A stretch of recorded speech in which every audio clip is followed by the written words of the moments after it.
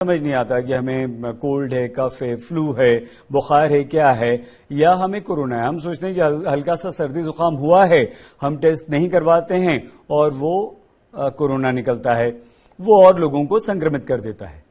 ये कितना खतरनाक है अगर हम इस चीज को इग्नोर कर रहे हैं तो। तेजश्री, लापरवाही इस मामले में बहुत घातक साबित हो सकती है, क्योंकि जब आप केवल बुखार से संक्रमित होते हैं, आप समझते हैं कि आपने पैरासिटामोल टैबलेट ले ली तो आप स्वस्थ हो गए हैं। आप 1 या 2 दिन तक घरेलू इलाज करते हैं, घरेलू नुस्खे अपनाते हैं, छुट्टी ले लेते हैं, घर पे बैठते हैं, आराम करते हैं और आपको इससे लगता है कि फीवर धीरे धीरे माइल्ड हो रहा है। लेकिन यदि आपको कोविड है तो वो फीवर माइल्ड नहीं, वो फीवर सप्रेस होगा। आपका टेम्परेचर कुछ दिनों के लिए, कुछ समय के लिए मैं कहूंगी कम हो सकता है, लेकिन जो आपके अंदर का वायरस है वो वायरस कम नहीं होगा। उस वायरस की जो अटैक करने की क्षमता है वो लगातार बढ़ती जाएगी।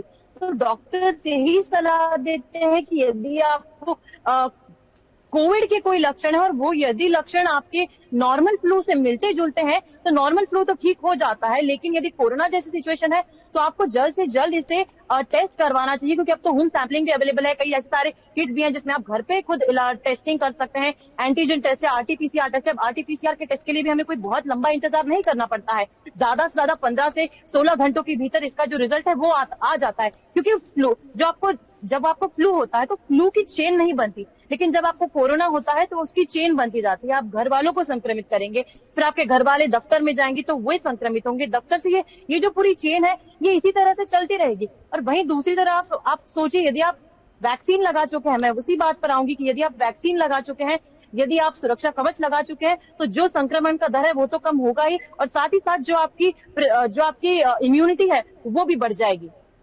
और साथ ही साथ ये जो कोविड की चेन हम देख रहे हैं इसे भी ब्रेक करने में बहुत मदद मिलेगी।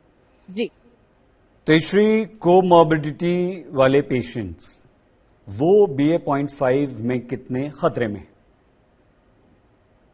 देखिए, कोमॉर्बिडिटी के पेशेंट्स की यदि हम बात करें तो उनपे भी खतरा जरूर है, क्योंकि डॉक्टर्स से जब हमने बात की तो डॉक्टर्स का यह कहना है कि जितनी भी मौतें हुई 53 जो मौतें हुई उसमें से सभी तो कोमॉर्बिड वाले नहीं थे, लेकिन दिल्ली में जो 5 मौतें हुई उसमें से अधिकतर जो है वो कोमॉर्बिडिटी वाले ही हैं। लेकिन अब इसमें जांच का विषय ये है कि यदि उनमें कोरोना का संक्रमण था, यदि वो कोरोना से संक्रमित थे तो उसमें कितने प्रतिशत चांसेस थे कि उनकी मौत जो है वो कोरोना ज्यादा उन पे हावी था, यानी कि कोरोना जो है वो ज्यादा उन पे सप्रेसिंग था, और दूसरा जो डिजीज है वो डोमिनेंट नहीं था और कोरोना ज्यादा डोमिनेंट था। उनकी मौत का कारण कौन सा डोमिनेंट डिजीज बना है वो देखने वाली बात होगी। लेकिन यदि व्यक्ति कोरोना से संक्रमित है और उसको फिर कोई और बीमारी है तो वाकई में ये चिंता की बात है, क्योंकि पहले आपको कोरोना से क्योर होना पड़ेगा और उसके बाद ही किसी बीमारी का जो है वो इलाज किया जा सकता है। तो कोमॉर्बिड एक कह सकते हैं कि डिफिकल्ट सिचुएशन तो होती है, लेकिन राहत वाली बात यहाँ पर यही है कि इसमें एक्सट्रीम कंडीशंस नहीं होती है कि जैसे BA.2 जो वेरिएंट है उसमें आपको सांस लेने में बहुत ज्यादा तकलीफ नहीं होती है।